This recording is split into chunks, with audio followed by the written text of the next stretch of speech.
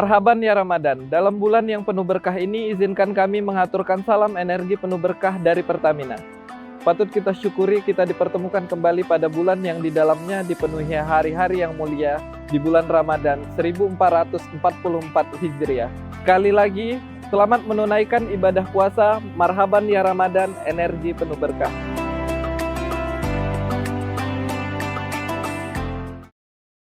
Assalamualaikum warahmatullahi taala wabarakatuh. Saya Ahmad Jufri, SEMM, anggota DPRD Provinsi Kalimantan Utara, Komisi 3, dan juga Ketua Partai Gerindra Kabupaten Bulungan. Dengan ini mengucapkan marhaban ya Ramadan. Selamat datang bulan Ramadan. Marilah kita mensucikan diri, membersihkan hati di dalam menyambut bulan suci Ramadan tahun 2023 ini. Semoga dosa-dosa kita yang selama ini bisa dihapuskan oleh Allah Subhanahu wa taala. Makan roti jangan berlari. Kalaulah jatuh kita yang rugi. Bersihkan hati, sucikan diri. Sambut Ramadan sebentar lagi. Assalamualaikum warahmatullahi taala wabarakatuh. Assalamualaikum warahmatullahi wabarakatuh. Alhamdulillahilladzi ja'ala syahru ramadhana sayyidash syuhur wa anzala fihi al-Qur'ana hudan lin-nasi wa bayyinatin minal huda wal furqan. Asyhadu an la ilaha illallah wahdahu la syarika lah wa asyhadu anna Muhammadan abduhu wa rasuluh. Allahumma salli ala Muhammad wa ala alihi wa ashabihi ajma'in wa man tabi'ahum bi ihsanin ila yaumiddin, amma ba'd. Muslimin dan muslimat yang dirahmati Allah Subhanahu wa taala.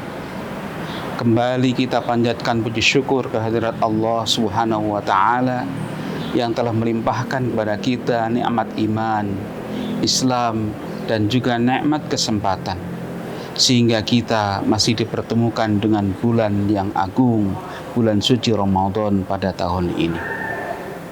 Salawat dan salam semoga senantiasa tercurah limpahkan kepada junjungan kita Nabi besar Muhammad sallallahu alaihi wasallam, kepada ahli keluarga beliau, para sahabat beliau, dan seluruh umat beliau.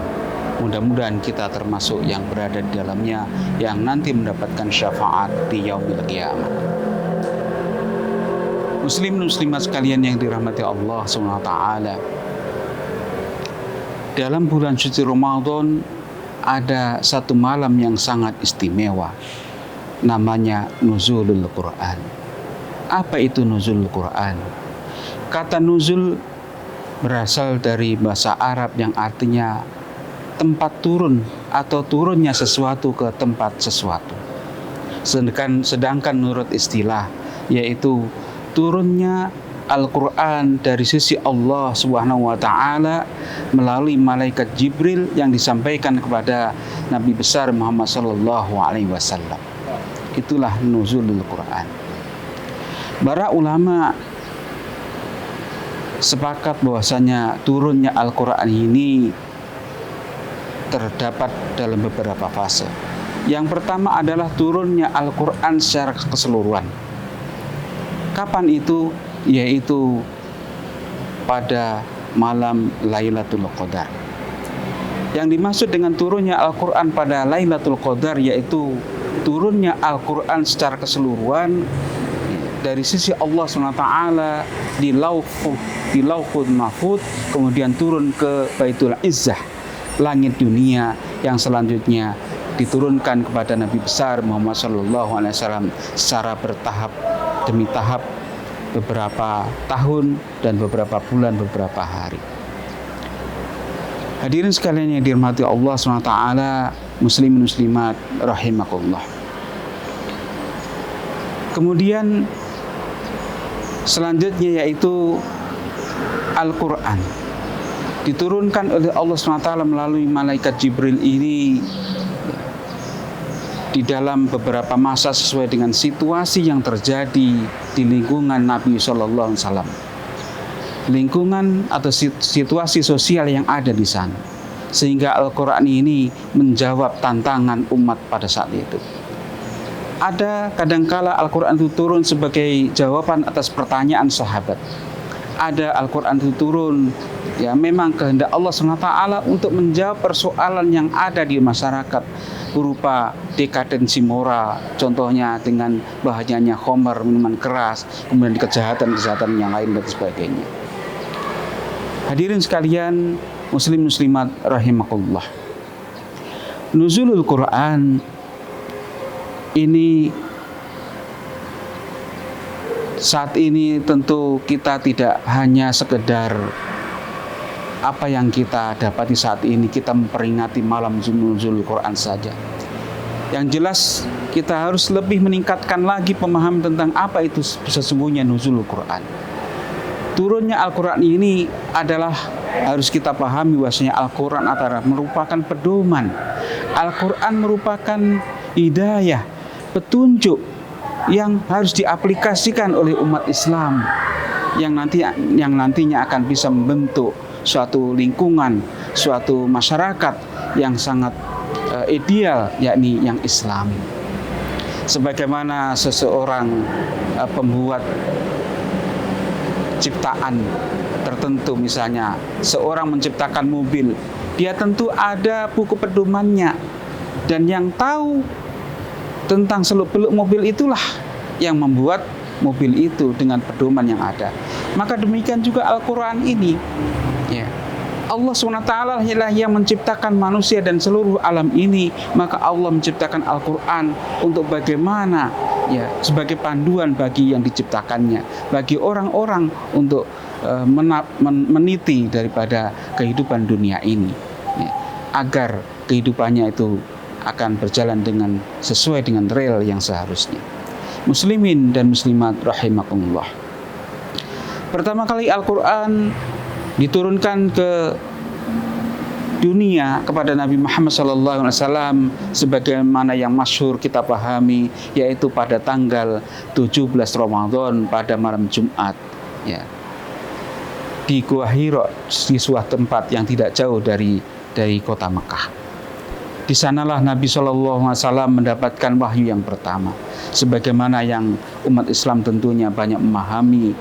Ya, ketika itu peristiwanya adalah yang mana Rasulullah SAW itu sejak muda sebelum menikah pun sudah sering pergi bertahanus merenungkan ciptaan Allah SWT, merenungkan masyarakatnya dengan dekadensi moralnya, dengan lingkungan yang tidak baik, akhlak yang rusak. Ya, namun setelah menikah pun dengan Sayyidah Khadijah, beliau semakin kencang, semakin sering bertahanus, khususnya pada bulan Ramadan. Maka pada detik malam Jumat tanggal 17 Ramadan itulah Rasulullah mendapatkan wahyu yang pertama, sebagaimana tersebut di dalam surat Al-Alaq ayat 1 sampai dengan ayat 5. Pada saat itu Allah SWT mengirim malaikat Jibril dalam wujud manusia yang serba cakep, yang belum pernah dilihat oleh manusia sekalipun, apalagi Nabi Muhammad SAW juga tidak melihat orang yang segagah dan setampan itu. Maka ketika itu seorang laki-laki ini mendekati Nabi SAW, "Iqra ya Muhammad." Maka Nabi pun jawab, "Ma ana biqari, saya tidak bisa membaca." Maka malaikat menarik Rasulullah Muhammad SAW dan memeluknya sampai dada beliau itu terasa sesak. Kemudian malaikat melepaskan lagi, kemudian mengucapkan lagi, "Iqra ma ana biqari, saya tidak bisa membaca." Dan ini berulang sampai 3 kali. Kemudian malaikat mengucapkan, "Iqra bismi rabbikal ladzi khalaq, khalaqal insana min 'alaq, iqra wa rabbukal akram, alladzi 'allama bil qalam, alladzi 'allamal insana ma lam ya'lam." Inilah wahyu yang pertama kali diturunkan oleh Allah SWT berupa surat Al-Alaq ayat 1 sampai dengan ayat 5. Dan inilah juga tolak ukur atau titik tolak. Ya, saat itulah Nabi Muhammad SAW diangkat sebagai Nabi dan Rasul yang mengemban risalah yang agung.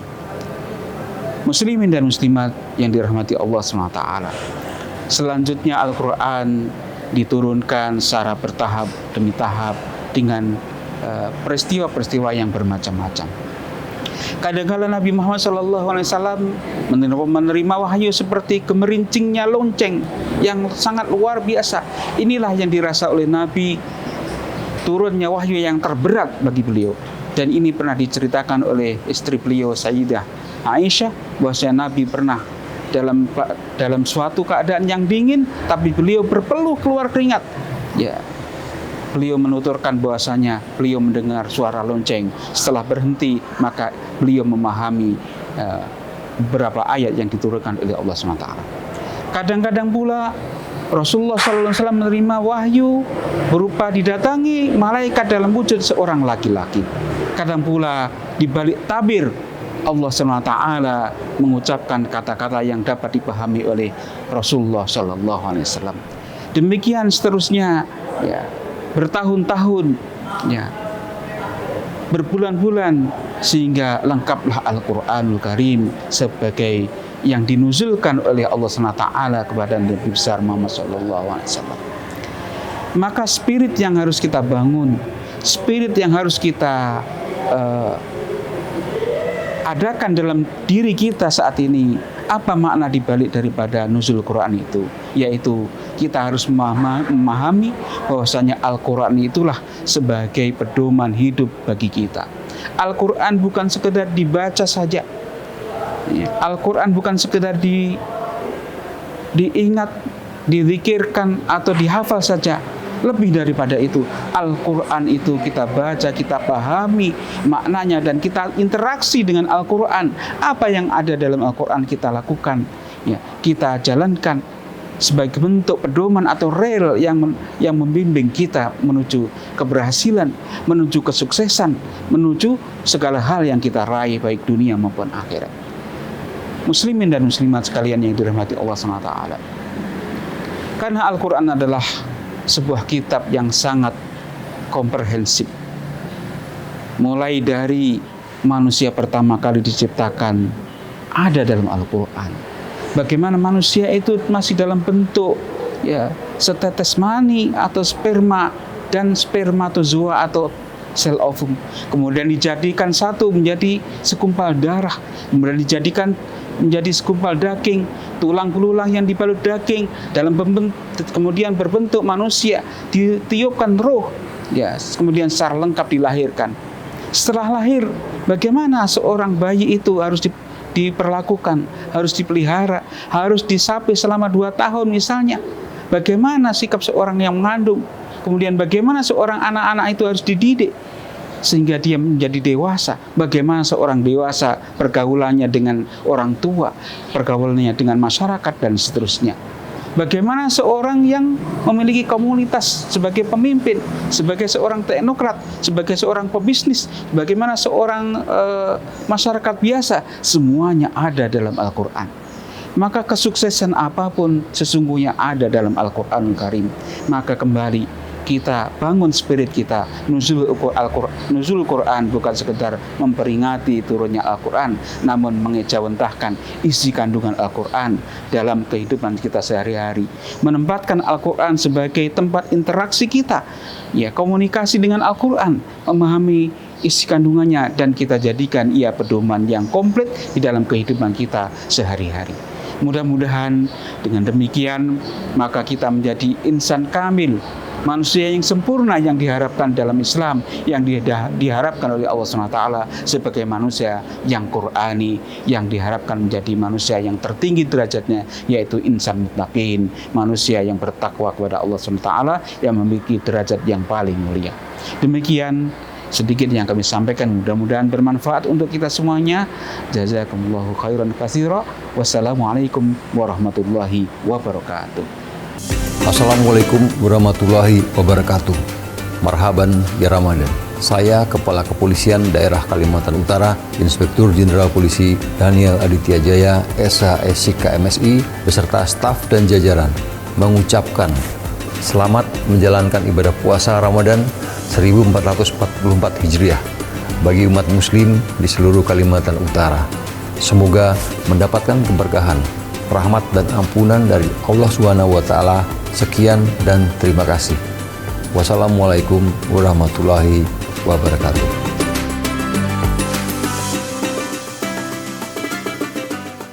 Kini kita saksikan pemirsa, seorang wanita sedang bersiap-siap untuk pergi. Mau kemana ya dia? Mau lapor SPT tahunan ke kantor pajak. Loh, kan sekarang bisa via online. Oh gitu, oke. Kini kita saksikan seorang wanita sedang melapor SPT tahunannya. Oh, apa yang terjadi? Menakjubkan! Kini jari jemarinya mengetik dengan cepat, secepat kamu merebut hatiku. Kini ia langsung mengklik kirim SPT. Ya ampun, the best kamu, Kak! Yuk pemirsa, laporkan SPT tahunan Anda sekarang juga. Pertanyaan terakhir, NPWP bisa diganti dengan... Jika Anda bingung, saya akan menghilangkan 2 jawaban yang salah.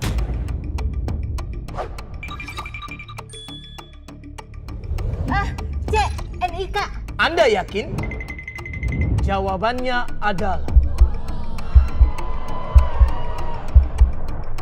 benar!